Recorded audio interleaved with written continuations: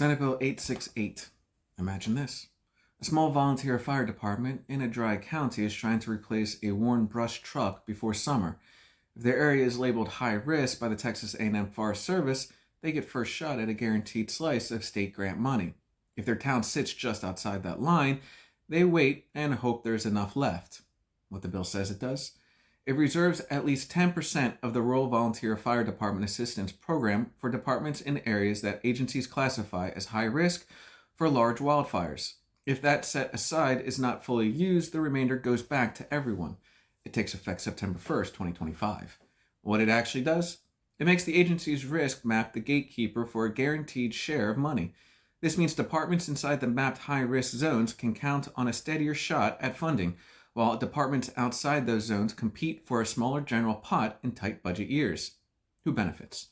Volunteer fire departments in the mapped high-risk area, rural communities facing the biggest wildfire danger, landowners and utilities that see fewer catastrophic losses when fires are contained faster.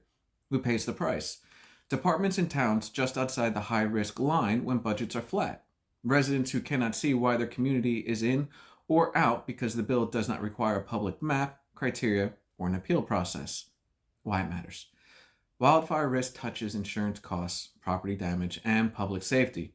Steering money to danger zones is sensible, but when a map controls dollars, people need to see the rules, the data, and the results.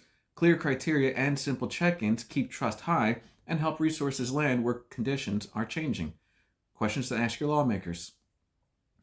Will you require the agency to publish the risk criteria and an updated statewide map each year so communities understand why they are in or out? Will you support a simple reconsideration window for departments near the boundary after bad fire seasons or clear changes on the ground? Will you ask for a short annual report that shows applications, awards, use of the set aside, and basic outcomes like coverage or response times?